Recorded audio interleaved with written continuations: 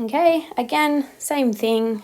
Our first clock, we've got the hour hand pointing between the 8 and the 9, so it's after 8, but it's not 9 yet. And our minute hand's pointing at the 6, so it's 8:30 a.m. And our second clock, our hour hand is between the 9 and the 10, so it's after 9, but it's not 10 yet. How many minutes after 9 is it? Well, our minute hand's pointing at the 9, so if we come around the clock, 0, 5, 10, 15, 20, 25, 30, 35, 40, 45. So it's 9:45 p.m. here. Ooh, to rub that out. So I've got some more room. 9:45 p.m. So we need to find the time elapsed between 8:30 a.m. and 9:45 p.m. So we'll draw up our timeline. We're going from 8:30 a.m. to the p.m. 9:45 p.m. So from 8:30 a.m. let's go to the nearest whole hour, which is 9 a.m. So we add 30 to get to 9 a.m. Then we need to get all the way to 9 p.m. Now we could split it up and see how many hours there are until midday and then add another 9 hours on. But because we're going from 9 to 9, well, we know that means that 12 hours has to have passed. To get back to 9 again, that's just 12 hours later. 9 in the morning to 9 at night. So if we wanted to go straight to 9 p.m., that means 12 hours have passed. If you're going from 7 a.m. to 7 p.m., 12 hours have passed. If you're going from 3 a.m. to 3 p.m., 12 hours have passed. If you're going the other way, if you're going from 11 p.m. at night to 11 a.m. the next day, again, 12 hours have passed. Because there are 12 hours in a day, we say, and 12 hours in the night sort of thing. Or we've got 12 a.m. hours and 12 p.m. hours. So we've gotten to 9 p.m. Now all we need to do is get to 9:45, so that's just another 45 minutes. Okay, so we've got 12 hours subject to change. And how many minutes have we got? We've got 30 plus 45 minutes. So we know we're going to have more than 60 here. 30 plus 45 is 75. And we did this in the other question. 75, well, let's take 60 minutes out of that. Let's add it to the hours instead. So 60 minutes, that's another hour. So we end up with 13 hours. And how many minutes? We took 60 away from 75, so we're left with 15 minutes. 13 hours, 15 minutes.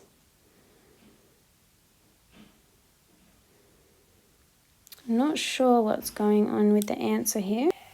Okay, I think there must be a problem with this question because it definitely says 8:30 a.m. here to 9:45 p.m. So it looks like there's a problem with the question, so don't worry about that one if you can't work it out. Okay, question 8, calculate the elapsed time, and this time we've got our start time already in digital time, so that actually helps us, makes it a bit easier. And our finish time is in analog time. So let's just convert our analog time over here. I can see that the hour hand is pointing at the 10 and the minute hand is pointing at the 12. So that means it's 10 o'clock on the dot. 0 minutes have gone past 10 o'clock and it says AM. So we want to know how much time has passed between 9:15 a.m. and 10 o'clock a.m. So from 9:15 to the nearest hour, the nearest hour is 10 a.m. We can split it up if we like even more, but we know that if a quarter of an hour has passed, 15 minutes has passed, well then it's just 45 minutes that has to pass until we get to 10 a.m., right?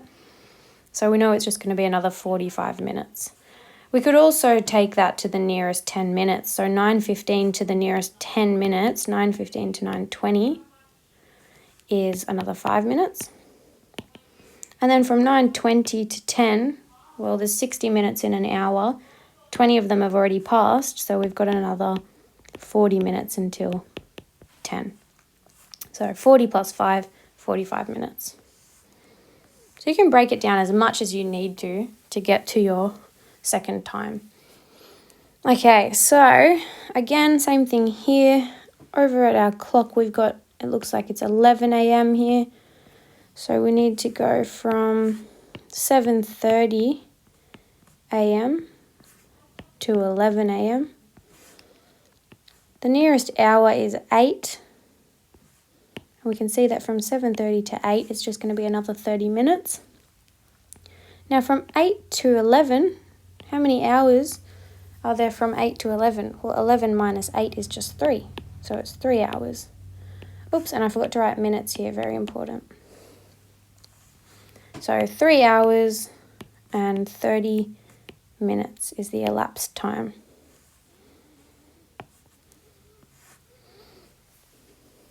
Okay, same thing again. Over here we've got 2 p.m. You can see the hour hand's pointing at the 2, the minute hand's pointing right up at the 12, so it's 0 minutes past 2. It's exactly 2 p.m. And our start time is 2 a.m., so this is what we talked about earlier. If we're going from 2 a.m. to 2 p.m., well, it's the same number, so that means that exactly 12 hours have passed. All right, Erin watched a movie that lasted 2 hours and 10 minutes. If she began to watch the movie at 5:30 p.m., what time did the movie end at? So again, we're going to draw up a timeline, but this is a slightly different type of question. We're starting at 5:30 p.m., but we're not sure where we're finishing, okay? We want to know what time the movie finished at, what time it ended at. But what they are giving us is the time in between, or the time elapsed, the elapsed time. So from 5:30 p.m., we need to go another 2 hours later. So let's add 2 hours, just looking at the hours part here, 2 hours. So from 5:30 p.m., add another 2 hours. Let's just change the hours column there from 5. 5 plus 2 is 7. So now it's 7:30 p.m. And then we need to add our minutes. We don't want to forget about that. There's another 10 minutes as well. And that'll take us to our finish time. So 7:30 plus 10 minutes. 7:30, let's just change the minutes column this time. It's just going to be 7:40. 30 plus 10 is 40. So the movie finishes at 7:40 p.m. Question 12. Ruben caught a train from Dapto at 8:37 a.m. So we know that our starting time here is going to be 8:37 a.m. The journey lasted 1 hour and 45 minutes. What time did he arrive at his destination? Okay, so we know that we're going to need to find the time 1 hour and 45 minutes later. So we need to add 1 hour. That'll tell us the time 1 hour later. Then we need to add 45 minutes. And that'll tell us the time 45 minutes later after that. So first, if we add 1 hour, 8:37 a.m. plus 1 hour, we just need to add the hour to the hours column there. We end up at 9:37 a.m. That's the time 1 hour later on the train. But the journey is 1 hour and 45 minutes, so we also need to add 45 minutes now. Now, if we add 45 minutes, that's going to take us into our next hour, because 37 plus 45, well, that's over 60, so we're going to be past 10 a.m. So before we just add 45, let's actually just add the minutes that it takes to get to 10 a.m. Let's just go to our nearest whole hour first. So to 10 a.m. from 9:37 a.m., you can split that into an even smaller step if you like. You can say from 9:37 a.m. to 9:40. Well, that's 3 minutes. And then from 9:40 to 10, that's 20 minutes. So in total, it's going to be 23 minutes.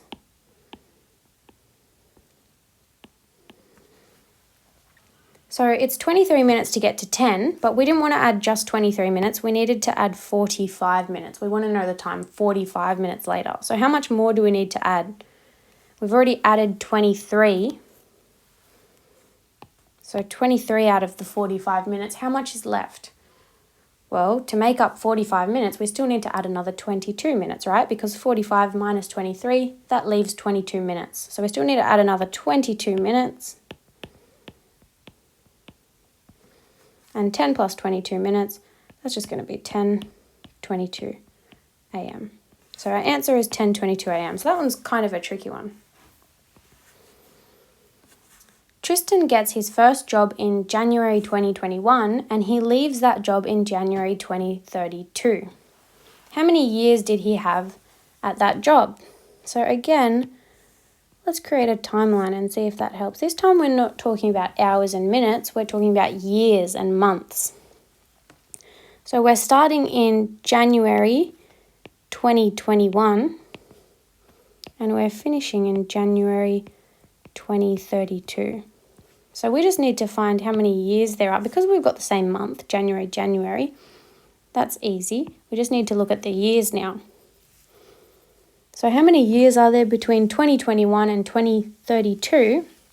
Well, that's really easy. All we need to do is subtract 2021 from 2032. We just need to find the difference between these two numbers. So we don't really need the timeline for that. But if you want, you can think about it like, all right, let's add 10 years because we know we need to get from 2020 to 2030. So let's add 10 years. And we end up at January 2031. And then we're just 1 year off. So we can just add one more year. And we can see that the difference is 11 years in total. But another way of doing that is just saying 2032 minus 2021. And we end up with 11 years as well. Tristan gets his first job in January 2021 and he leaves that job in January 2032. Okay, same question. We've got a duplicate question there again. Mia and her family go on holidays. They leave home at 6:45 a.m. All right, timeline. Let's get our timeline ready. 6:45 a.m. is our starting time. And they drive for 4 hours and 29 minutes. All right, so we need to add 4 hours. And we need to add 29 minutes. So if we add 4 hours to our hours column here, from 6:45 a.m., 4 hours later is just going to be 10:45 a.m. 6 plus 4 is just 10. And then from 10:45 a.m., now we need to add 29 minutes. And we've got to be careful here because if we add 29 to our minutes column, we're going to be well into the next hour, okay? We're going to go past 11 a.m. So let's split it up. Let's take ourselves to 11 a.m. first. Actually, I can keep that. Let's just say we're going to 11 a.m. first, and then we're going to have to go to our finish time here. So if we want to go from 10:45 a.m. to 11 a.m., we just need to add 15 minutes, right? 15 minutes later, it'll be 11 a.m. But we didn't just want to add 15 minutes. We needed to add 29 minutes. So how many more minutes do we need to add? We've already added 15 out of 29. So we need to add the remaining minutes. So 29 minus 15, that gives us our leftover minutes, which is 14 minutes. So we still need to add that 14 minutes as well. So 11 a.m. plus 14 minutes, super easy.